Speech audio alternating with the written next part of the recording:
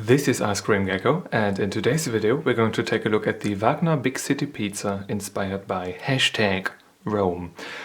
Pizza with pepperoni, salami, tomatoes, basil sauce, mozzarella and pecorino cheese.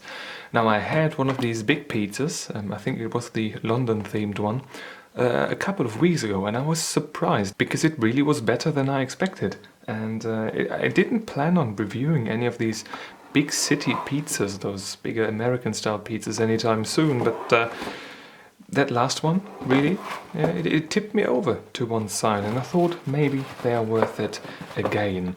Let's adjust the light just a little bit and zoom in on the ingredients list. Pause if you want to read that, pause if you want to read it in Dutch, and pause if you want to read it in French. Here we've got the, is it just in? No, it's also in the other languages. Good. The preparation instructions, and we've got a bit of writing, a bit of fancy writing.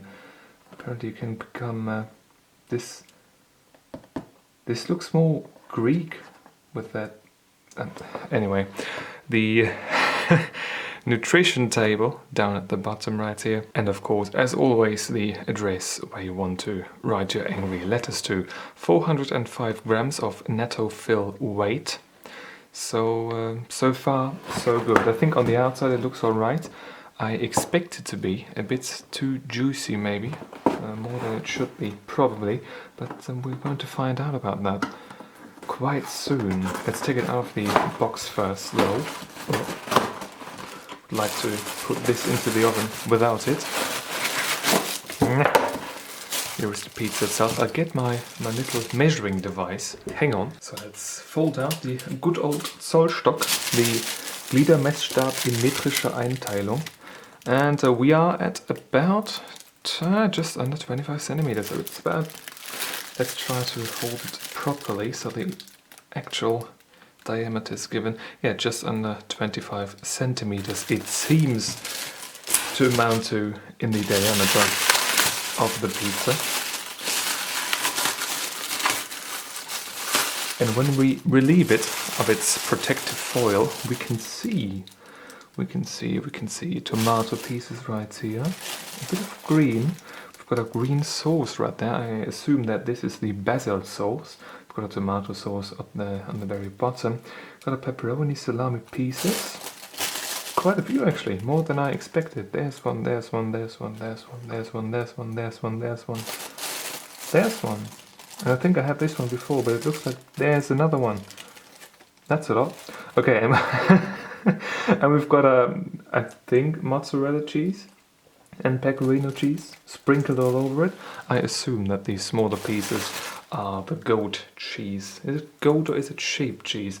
I'm not quite sure. I just checked the packaging and it is apparently sheep cheese. Good that I checked that.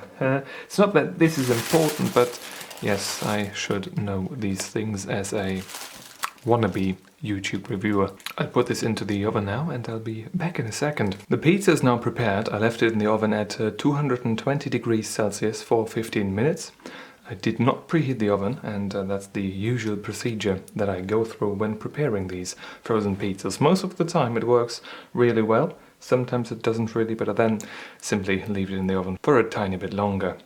The first thing that actually came to my mind when I took this out of the oven and I opened up the door was that I did not smell that typical cheap Edam cheese smell that I usually do with these frozen pizzas. And I don't now either. That is quite interesting. It smells of a weirder cheese, of a very different cheese, which I assume to be the pecorino cheese, the sheep cheese, not the cheap cheese.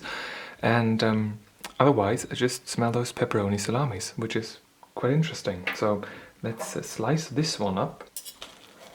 Grab a nice one. Very fluffy, very thick dough as well when you take a look at it from the side. This is basically a bread. Breaks apart all the way over there. So let's take a little look at it from the side. You can see that the dough itself, yeah, very thick, very fluffy. The bottom is quite, yeah, that's quite crispy. You can hear it quite well, I think. And the sides, let's crunch the sides. Yeah, very airy, very crispy.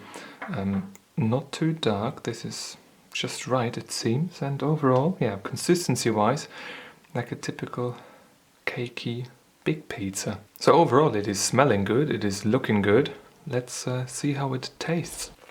Now, with the first few bites completed, I've got to say that I do not taste the Edam cheese. Yeah, that is quite interesting.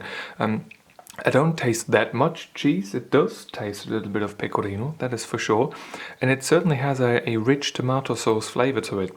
That pepperoni all by itself. Well, let's try to get it all by itself. How is that? Yeah, that's all. That's gonna happen. The pepperoni by itself tastes really good. Nice, rich flavor.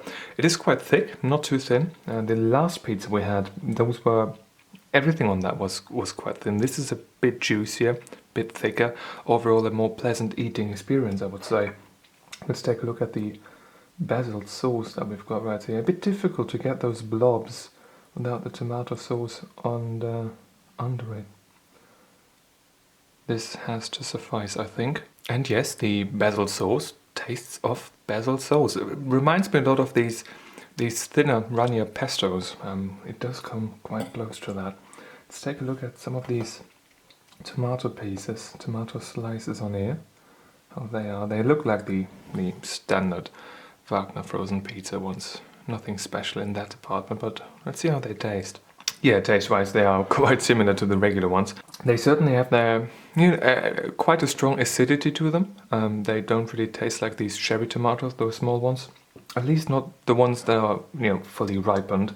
But that's nothing really too bad, I think. Let's take a look at the cheese all by itself. I mean, you can't get rid of the tomato sauce, it seems, at least for now. And surprisingly, I have to say that the cheese all by itself, it's got the texture of the mozzarella cheese, but it also has this salty, spicier flavor of sheep and goat cheeses that they are known for, that they are liked for. It really has got that, so I do believe that they actually have put real one on it.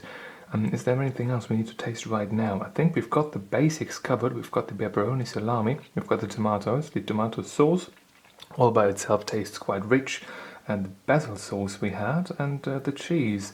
So I think I'm going to consume this entirely now, and I will give you my verdict in just a second. Well, just a second for you. The consumption process is now completed, and I'm ready to give you my full review of this particular product.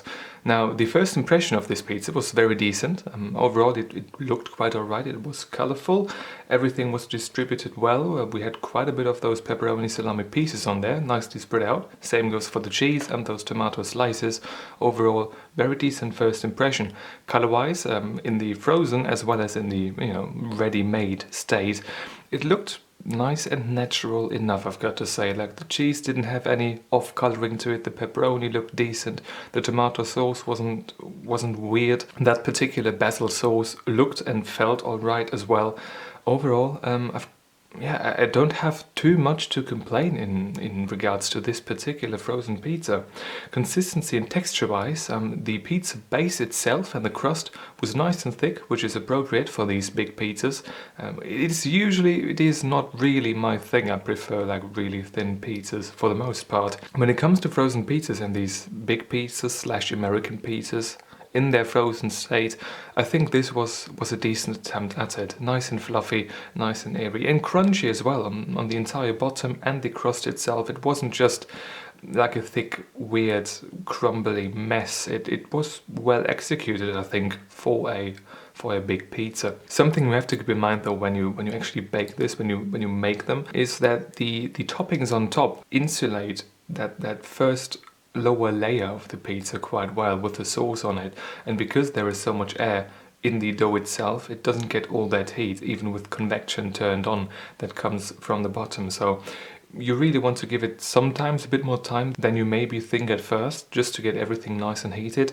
That can be a bit of an issue sometimes, that some of that sauce is still not up to temperature, at least not the temperature that you would expect from a frozen pizza that has just went into the oven at 220 degrees for an extended period of time. Taste-wise, I've got to say that I don't have many complaints either.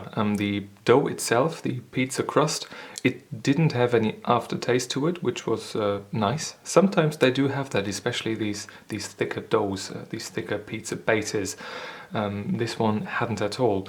The pepperoni salami tasted really good as well, nice and juicy, good bit of texture to it. Overall enjoyable. Same goes for the tomato sauce, which tasted rich in tomato flavor. The last pizza I think we had wasn't quite up to par with that. And that basil sauce as well. You didn't only see it and taste it, but it also tasted quite well, which is new to me. Most of the time when you have that particular sauce on there, sprinkled in these little dots, it often tastes of nothing or just not enough of something. This one here was a decent exception to that rule. When it comes to the theme realization of the entire thing, it's kind of weird when they want to mix more higher quality Southern European ingredients with these thicker doughs, because I always think that these thicker doughs, they eat up a lot of that flavor that you experience on a very decent pizza, and yeah, they take away from that very specific eating experience from pecorino cheese mixed with mozzarella, for example. The texture, I really liked that of the cheese itself, because it didn't taste of like the cheapest mozzarella with something else in it. They thought about it properly and they executed it properly as well. It has that texture of the mozzarella with a bit of milkiness, a bit of mildness, and also that spicy, more salty, hearty flavor of that pecorino cheese. It was surprising that it worked well together to this extent in a frozen pizza, especially in these big pizzas. I didn't expect that, but I really enjoyed that. If you can call this an Italian pizza with this thick dough, I think they did really well. On a scale from 1 to 10, I can give this pizza an 8.21, which is a very decent rating for me for these bigger pizzas. If you've got a question or a video suggestion, leave it in the comment section down below. And if you want to see more videos just like this one, please subscribe. Thank you very much for watching, and I hope I'm going to see you soon. Until then, bye bye.